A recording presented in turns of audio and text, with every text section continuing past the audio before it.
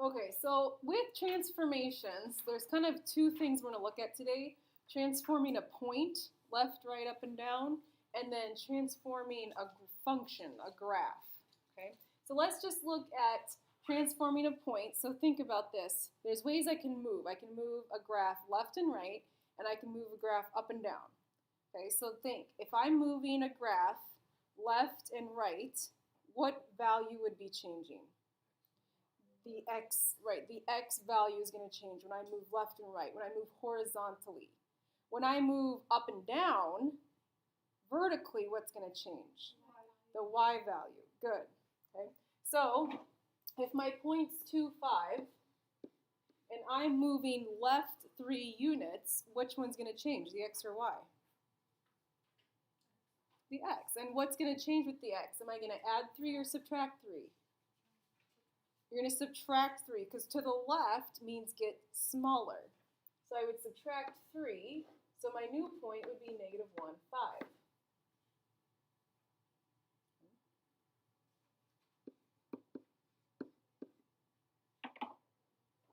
So then again, 2, 5, and I'm going down 6 units. So when I go down, what's going to change, x or y? The y. Am I going to add 6 or subtract 6? Good. Subtract 6, so my new point would be 2, negative 1. And then, of course, you can do both. So if I'm going to go right 4 up 2, to go right 4, I'm going to add to the x. To go up 2, I'm going to add to the y. So this would be 6, 7. Okay, so you can do both. So that's one way to look at transformations when you're just moving a point up and down, left and right. Okay. So what happens when you get a table or a function, what happens when you get a function is that you have to start using a table. Okay. So what I did for you is I created a table of points that are on this graph. So where did I get these? Negative 3, 3. I saw, oh, that's a good point right there. Negative 1, 1. Good point right there. 1, 2, 2, 1, 3, 2. That's where I got these points in the table, is right off your graph. So that's your first step, is to make a table with good points on your graph. Once you have that table, then you can start doing your transformations. So this one says, translate left 1 unit. When I go left 1 unit, what's going to change, the x or y? The x, and I'm going to subtract 1. So what do I do with all these x's? I'm going to subtract 1. So instead of 1 point, I now have 5 points. So negative 3 minus 1, negative 4. Negative 1 minus 1, negative 2. 1 minus 1, 0. 2 minus 1, 1. 3 minus 1, 2. So those are my new x's because I moved left 1. My other one was down 5. So going down is the y's, and moving down means subtract. So 3 minus 5 is a negative 2. 1 minus 5, negative 4. 2 minus 5, negative 3. 1 minus 5, negative 4. 2 minus 5, negative 3. Okay, so these are my new points. And if I did this right, when I graph my new points, I should see this W-looking thing go left 1, down 5. So let's plot my new points. Negative 4, negative 2. Negative 2, negative 4. 0, negative 3. 1, negative 4. And 2, negative 3. And you should see this W thing, right? And you can tell kind of it moved left 1, down 5.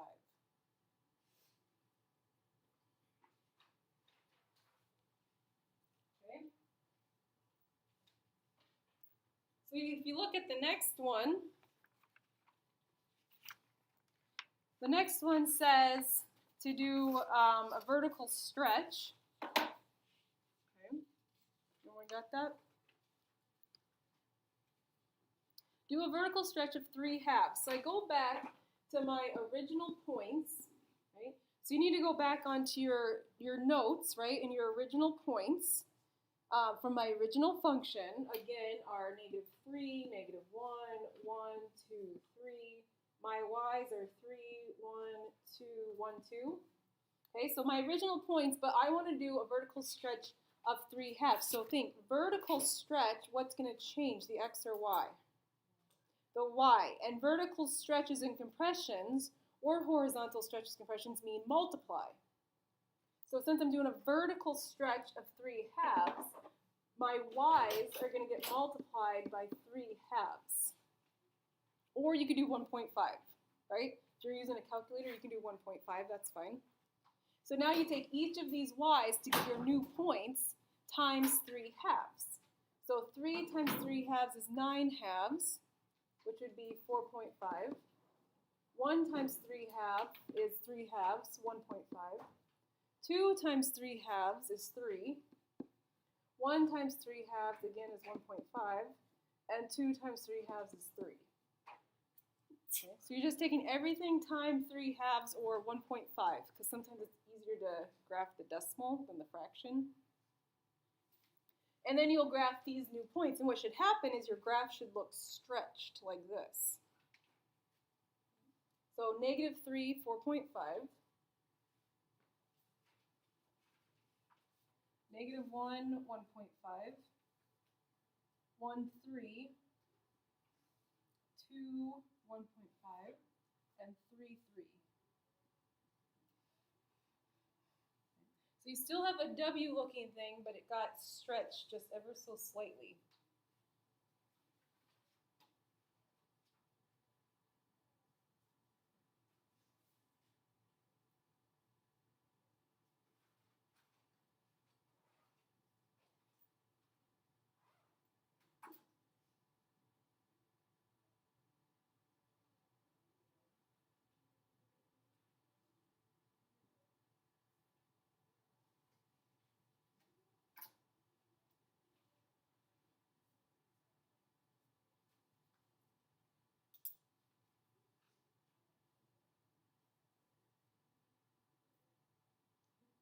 Right, ready for the next one? Okay, so again, you're going to start with your original values. Okay.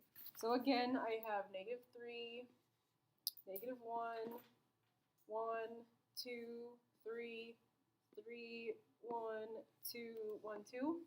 Okay. Your original points from your original function. But now I'm doing a horizontal compression of 1/2. So think horizontal's this way. So what's going to change, x's or y's? X's. Horizontal, yep. And since it's a compression, that means multiply. So I'm going to multiply all of my x's times 1/2.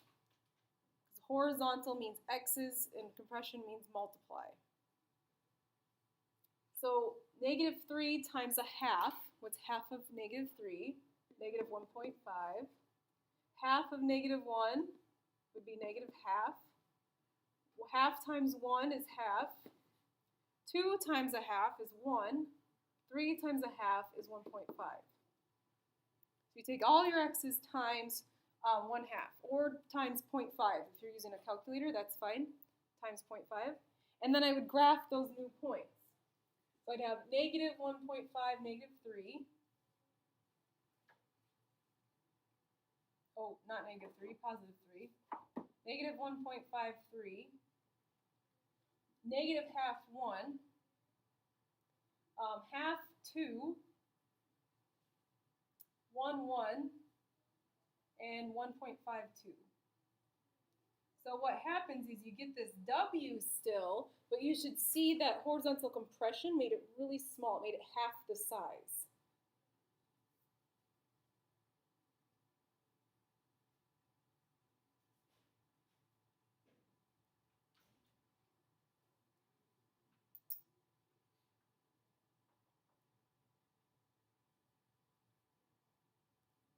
Everyone ready?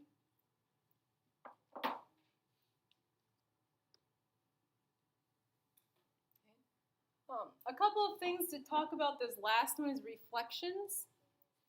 When you reflect over the x-axis, you negate the y. It means you take y times a negative 1.